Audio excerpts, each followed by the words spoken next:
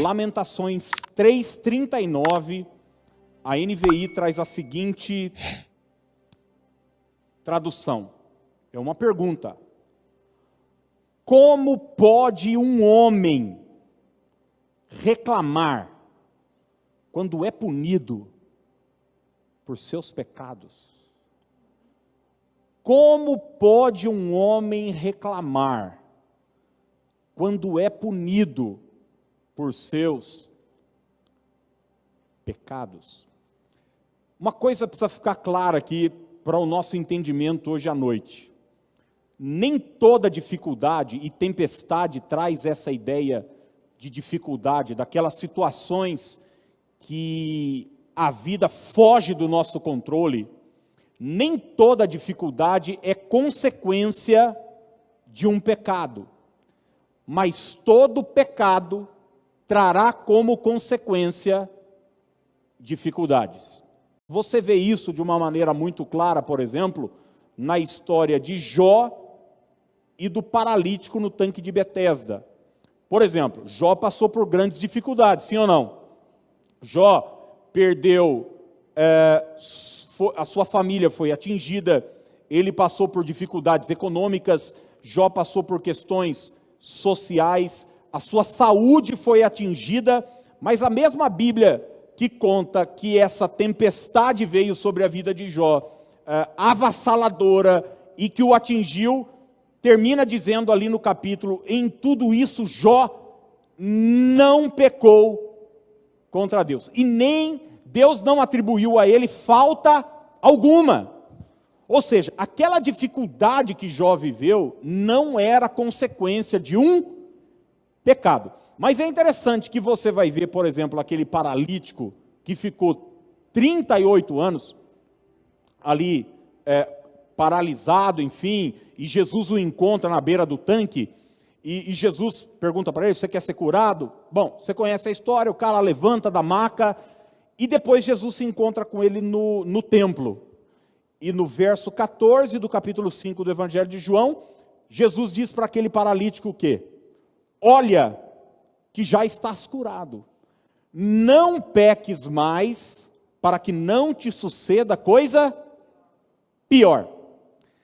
O que é que Jesus está deixando claro? Que aquela dificuldade, aquela paralisia que aquele moço viveu durante anos e anos da sua vida, era de fato, naquele caso, consequência de um pecado dele, de um erro dele. Você sabe, existem pecados que atingem até o corpo da pessoa. Existem pecados que levam a pessoa a ficar enferma. Tem gente com ódio, com ressentimento, com tanta coisa presa dentro de si, que isso vai atacando o estômago, vai atacando a pele, enfim. Esse moço, a gente não sabe o que gerou isso, qual foi o erro dele, qual foi o pecado dele, mas fato é que nesse caso, ao contrário de Jó, a dificuldade que ele viveu durante anos foi consequência de um pecado. A verdade é que na vida todos nós teremos problemas, mas não precisa ser a gente o criador desses problemas. Você entende o que eu estou dizendo? Não. Na vida você vai ter problema, você servindo a Deus ou não, você sendo uma pessoa piedosa ou não, você frequentando todos os cultos ou jamais pisando dentro de uma igreja, você vai ter problemas. Agora, uma coisa é você saber disso e você viver isso, outra coisa é você ser o agente desses problemas. É necessário você ter verdade na sua avaliação, verdade de olhar para a sua vida e dizer o seguinte, cara, essa tempestade aqui foi criada por mim.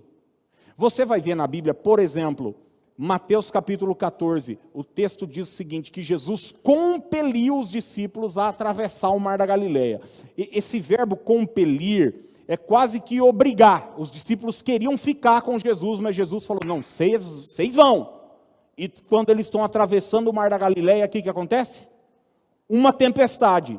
Bom, diferente da de Jonas, que enfrentou uma tempestade criada por ele mesmo. Tanto é que quando ele sai do barco, a tempestade para. Quando Ele corrige a rota, a tempestade para. Mas é necessário eu e você termos a sinceridade, a honestidade, primeiro diante da gente mesmo, e depois diante de Deus, para dizer o seguinte: cara, será que essa tempestade está sendo criada por mim ou não?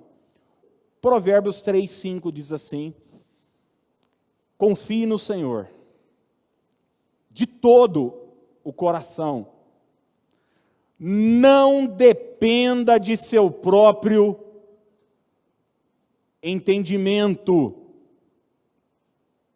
busque a vontade dEle em tudo que fizer, e Ele lhe mostrará o caminho que deve seguir.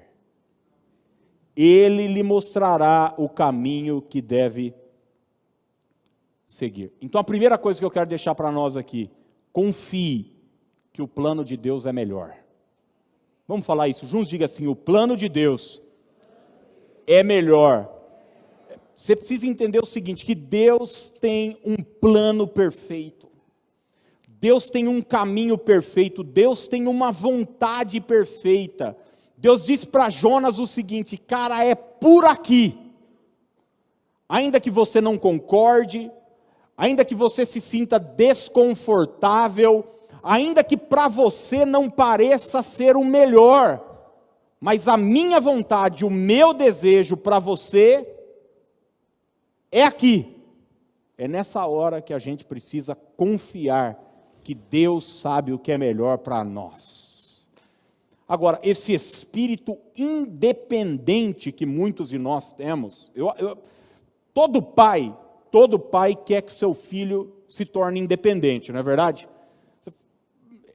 É normal. Então, gostou? No começo, vai lá, troca a fralda da criança, coloca o sapato, coloca isso, fez cocô, vai lá, limpa o neném, limpa não sei o quê. Chega uma hora que você fala: ó, a partir de agora, você se limpa aí.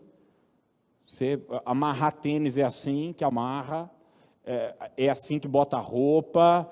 Então, eu não preciso mais ficar, você vai criando. Você olha os seus materiais, é você que vê a lição, se vai fazer ou não.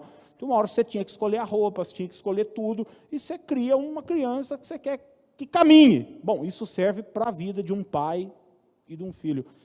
Mas vamos ser honestos, para a nossa caminhada com Deus não serve. Nós precisamos continuar dependentes dEle sempre. Sempre, sempre, sempre. Por quê, gente? Porque Deus vê aquilo que você não vê. Não se trata de escolher uma roupa, não se trata de escolher uma coisa fútil. Se trata da vida, da nossa caminhada, das tomadas de decisão. Você vai tomar uma decisão aqui, você sabe, essa decisão aqui vai ter consequências, vai ter desdobramentos. E muitas vezes Deus está sabendo aquilo que está por trás daquela porta que você quer entrar. Ele diz o seguinte: cara, não entra não. Não entra não. Ai Deus, mas ela é linda. É a mulher que eu sempre sonhei. E Deus conhece como é que é a moça. Deus... Guarde sempre isso. Deus vê o que você não vê. Deus vê. Eu li algo esses dias, eu achei interessante. Porque às vezes você já reparou que algumas pessoas saem da sua vida sem mais, sem menos? Deus ouve conversas que você não ouve. Então, não vá buscar quem Deus levou.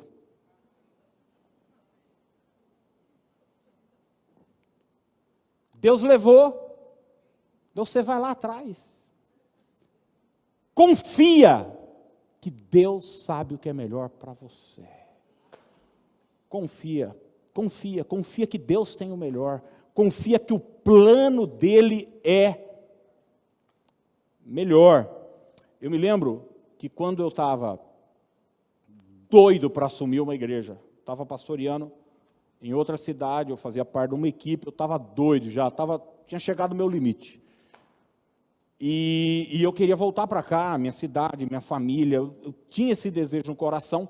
E eu me lembro que uma das igrejas nossas aqui de Piracicaba enfim, estava num processo meio complicado e tal, da relação do pastor com a igreja, enfim, não estava legal. E talvez eles precisariam de um pastor, ia trocar, o cara ia para outro canto. E eu me lembro que uma moça da cidade onde eu pastoreava, a irmã dela fazia parte da liderança dessa igreja. E ela me ligou um dia, e ela falou assim para mim: pastor, eu sei do seu desejo, eu sei da sua vontade, e deixa eu te falar uma coisa, teve uma reunião lá essa semana, e de fato eles vão trocar de pastor, e enfim, o pastor lá, a liderança não quer mais que o pastor continue, e eles inclusive já fizeram uma lista, porque é assim que funciona e tal, fizeram uma lista, e o seu nome é o primeiro. Seu nome é o primeiro. Eu ouvi aquilo, por um lado, eu fiquei feliz, poxa, parece que a coisa clareou para o meu lado, mas por outro veio um incômodo dentro de mim, dizendo o seguinte: isso aí está cheirando rebeldia, bicho. O meu líder estava a 4 passos da minha sala, da onde eu recebia a ligação, era eu ir até lá e chegar: pastor, ó, o negócio lá está ruim, e aí? Estão me querendo lá. Mas eu sabia que Deus não age assim, que esses não são os planos de Deus. E naquele momento eu escolhi confiar. E hoje eu olho para trás e eu digo: louvado seja Deus. Por quê? Porque o plano dele é perfeito. Deus sabe o que é melhor. Olha o que Provérbios 16:1 diz: é da natureza humana fazer o quê? Fazer planos. E não tem nada de errado em você ter um plano. Mas o texto continua: mas a resposta certa vem do Senhor. Quando a gente tenta forçar com que o nosso plano prevaleça, nós estamos criando uma tempestade. Nós estamos criando um problema, porque nós estamos nos opondo à vontade de Deus, que é boa, que é agradável e que é perfeita. Quando você diz não para a direção de Deus e prefere você, que a sua vontade prevaleça, sabe o que acontece? Você fica por sua conta e risco, bicho. Você fica sem a bênção de Deus, sem a proteção de Deus, sem o guarda-chuva de Deus. Mas aquilo que Deus te pedir, Ele vai prover todas as coisas. Ele vai cuidar de você. Gente, o exemplo de Abraão tendo um filho com Agar é o maior exemplo para nós hoje. Quando alguém, por um momento, o pai da fé não confiou na palavra pura de Deus, você e sua esposa vão ter filhos, uma nação. Mas a coisa não acontecia. E então Abraão tem um filho com a escrava. Ele teve um filho. Deus falou que ele ia ter um filho, mas era desse jeito que Deus falou? Não. E você sabe as consequências que Ismael trouxe para a vida de Abraão. E até hoje, de toda a sua descendência, esse povo está lá, se matando, porque Abraão não confiou, no momento da sua vida, que o plano de Deus era melhor. Então, não crie um Ismael, não crie uma tempestade desnecessária. Confie que Deus sabe aquilo que é melhor para você.